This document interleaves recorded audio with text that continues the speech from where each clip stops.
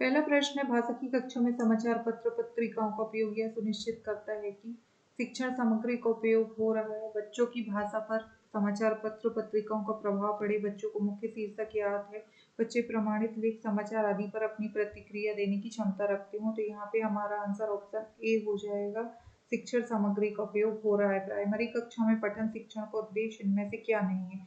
विद्यार्थी पाठ्य पुस्तक अथवा उसके जोड़ की पाठ्य सामग्री को शुद्ध उच्चारण, उचित स्वराघात और बलाघात के साथ पढ़ सकें, विद्यार्थी उपयुक्त गति से पढ़ सके, प्रश्नों के उत्तर याद कर सके, विद्यार्थी अपने स्तर की पुस्तकों के अध्ययन से मनोरंजन कर सके। तो यहाँ पे हमारा आंसर ऑप्शन सी हो जाएगा। यहाँ पे याद करने की बात की गई है तो ये स्टेटमेंट रॉन्ग होगा और यहाँ पे नहीं है पूछा, इसलिए ये हमारा आंसर हो जाएगा। अगला प्रश्न है, निम्नलिखित में से संज्ञानात्मक संप्रति का न्यूनतम स्तर क्या है? अनुप्रयोग, बोध, विश्लेषण और ज्ञान। तो यहाँ पे हमारा आंसर ऑप्शन डी ज्ञान हो जाएगा। अगला प्रश्न है, बहुसांस्कृतिक पृष्ठभूमि वाली कक्षा में भाषा शिक्षक को क्या करना चाहिए? मौखिक कौशलों पर बल देना चाहिए, अभिव्यक्तात्मक कौशल पर बल देना चाहिए, परस्पर बातचीत करने का अधिक से अधिक अवसर देना चाहिए, बच्चों को मानक भाषा प्रयोग के लिए कहना चाहिए। तो जहाँ पे भी अवसर देने की बात की जाए वो स्टेटमेंट राइट होता है। यहाँ पे हमारा आंसर ऑप्शन सी हो जाएगा। अगला प्रश्न है, भाषा शिक्षण के लिए आवश्यक है? शिक्षक बहुत सारी भाषाएं जानता हो, भाषा का व्याकरण अच्छी तरह याद हो, अलग अलग संदर्भों में भाषा प्रयोग के अवसर, शब्दार्थ के लिए शब्दकोश का प्रयोग। तो यहाँ पे हमारा आंसर हो जाएगा ऑप्शन सी, अलग अलग संदर्भों में भाषा प्रयोग के अवसर। जहाँ पे भी भाषा प्रयोग के अवसर की बात होती है वो स्टेटमेंट राइट होता है। अगला प्रश्न है, किसी भाषा कक्षा में कहानी कथन की आवश्यकता के संदर्भ में कौन सा कथन उचित नहीं है? सभी बच्चों को भाषा सुनने का परिवेश मिलता है, ये सही हो जाएगा। सभी बच्चों की क्षमता को ध्यान में रखते हुए ये उचित नहीं है, ये रॉन्ग हो जाएगा। बच्चों को शब्द भंडार के विकास के अवसर प्राप्त होते हैं, ये राइट होगा। सभी बच्चों की क्षमता के अनुसार कल्पना शक्ति का विकास होता है, ये भी राइट होगा। तो यहाँ पे हमारा आंसर ऑप्शन बी हो जाएगा। वास्तव में कहानी कथन जो होता है बच्चों की विभिन्न क्षमताओं को ध्यान में रखते हुए किया जाता है और जो कि उचित है, पर यहाँ पे दिया है ये उचित नहीं है, इसलिए हमारा आंसर ऑप्शन बी होगा।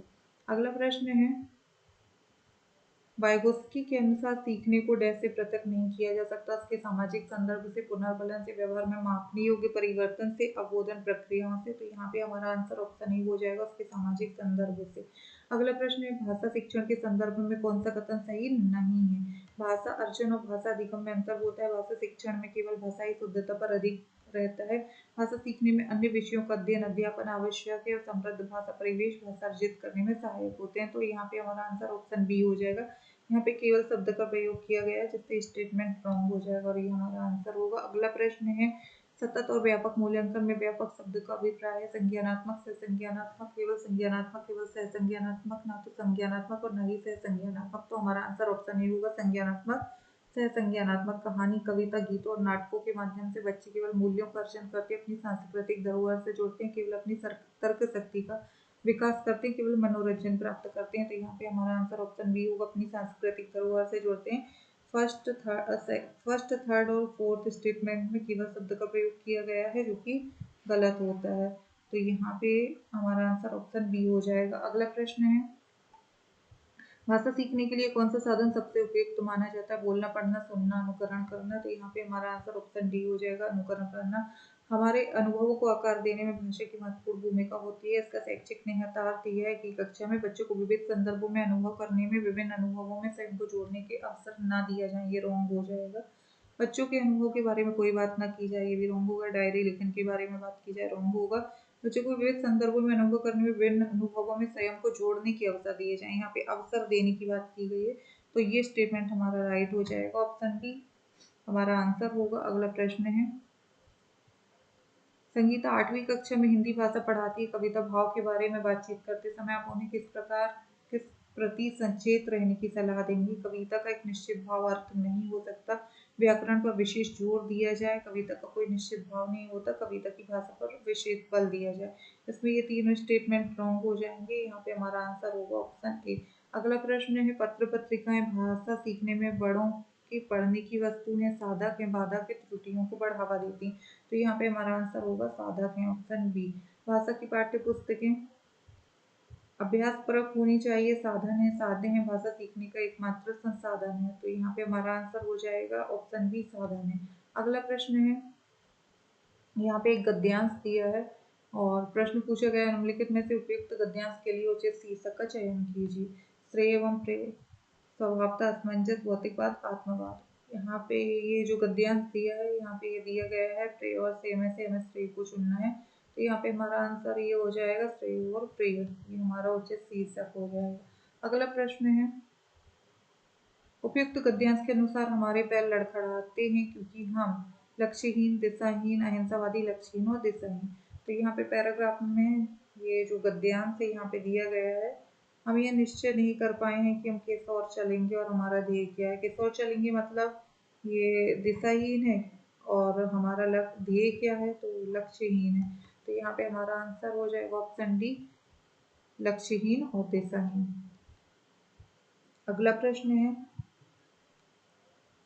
निम्नलिखित में से सत्सई में कौन सा समास है? सत्सई में सत का मतलब होता है सात, और जब भी संख्या की बात की जाए तो वहां पे द्विगु समास होता है। अगला प्रश्न है, निम्नलिखित में से कौन सा तद्भव शब्द है? पूंजी, प्रभुत्व, वक और वास। यहाँ पे पूंजी शब्द जो है वो तद्भव शब्द है, तो यहाँ पे हमारा आंसर ऑप्शन ए होगा। अगला प्रश्न है, उपयुक्त गद्यांश के अनुसार विश्व में सुख, समृद्धि और शांति डैश द्वारा स्थापित हो सकती है? भौतिकवाद, अनात्मवाद, अनिश्चय, असमंजस, अहिंसा और आत्मवाद। तो यहाँ पे हम गद्यांश में देखते हैं, यहाँ पे ये दिया है सुख और शांति का केवल एक ही रास्ता, वह है अहिंसा और आत्मवाद का। तो यहाँ पे हमारा आंसर हो जाएगा ऑप्शन डी, अहिंसा और आत्मवाद।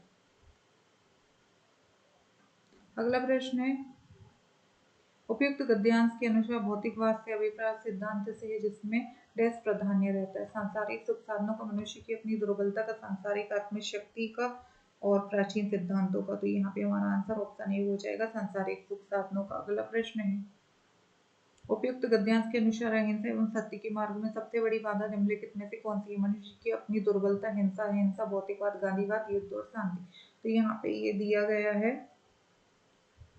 अपनी दुर्बलता के कारण हम उसे ग्रहण न कर सके पर उसके सिद्धांतों को तो हमें स्वीकार कर ही लेना चाहिए। तो ये हमारा आंसर हो जाएगा, मनुष्य की अपनी दुर्बलता। अगला प्रश्न है,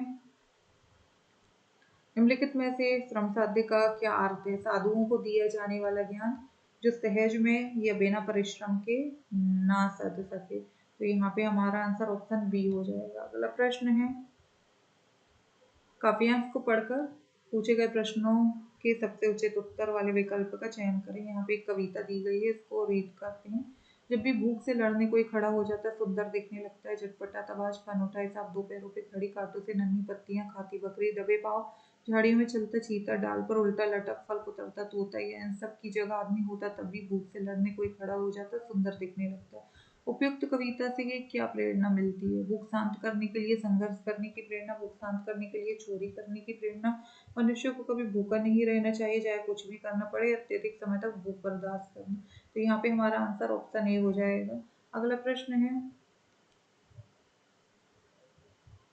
निम्नलिखित में से झटपटाते बाज और फन उठाए सांप में कवि को सौंदर्य क्यों नजर आता है? क्योंकि दोनों पेट भरने के लिए ऐसा कर रहे हैं। तो इधर पे हमारा आंसर ऑप्शन ए हो जाएगा। अगला प्रश्न है, उपयुक्त पंक्तियों में कवि ने विभिन्न पशु पक्षियों को किस मुद्रा में दिखाया? संघर्ष की मुद्रा में, वीरता की मुद्रा में, सुंदरता की मुद्रा में, मानवता की मुद्रा में। तो यहाँ पे संघर्ष करते हुए दिखाया गया है, वो संघर्ष की मुद्रा में, ऑप्शन ए राइट हो जाएगा। अगला प्रश्न है, उपयुक्त पद्यांश का उचित शीर्षक बताइए। सुंदरता, भूख और संघर्ष, नदियों का सौंदर्य, देश की वीर प्रेमी। तो यहाँ पे भूख से लड़ने के लिए कोई खड़ा हो जाता है तो सुंदर दिखने लगता है। यहाँ पे जो भूख और संघर्ष है वो हमारा उचित शीर्षक होगा इस पद्यांश का। तो ऑप्शन बी राइट है। अगला प्रश्न है, दी गई विभक्ति है अरे ओ निम्नलिखित में से किस कारक की है? संबोधन कारक, संबंध कारक, अधिकरण कारक और संप्रदान। तो यहाँ पे संबोधन कारक हमारा आंसर हो जाएगा, ऑप्शन ए। अगला प्रश्न है, निम्नलिखित में से वर्षा का पर्यायवाची शब्द क्या है? पाहन, पाषाण, पावस और प्रस्तर। जो पावस है इसे वर्षा कहा जाता है, तो हमारा आंसर ऑप्शन सी हो जाएगा। पाहन मतलब पत्थर होता है, पाषाण यहाँ पे पाषाण होगा, पाषाण का अर्थ भी पत्थर होता है और प्रस्तर को भी पत्थर बोलते हैं। इन तीनों का अर्थ है पत्थर, और जो पावस है उसका अर्थ है वर्षा। ये वर्षा का पर्यायवाची शब्द है। अगला प्रश्न है, निम्नलिखित में से वाक्य जो पूरा या भरा हुआ ना हो के लिए एक शब्द है। अभिजात, अपूर्ण, अभ्यंतर, अवैतनिक। तो यहाँ पे हमारा आंसर हो जाएगा ऑप्शन बी, अपूर्ण।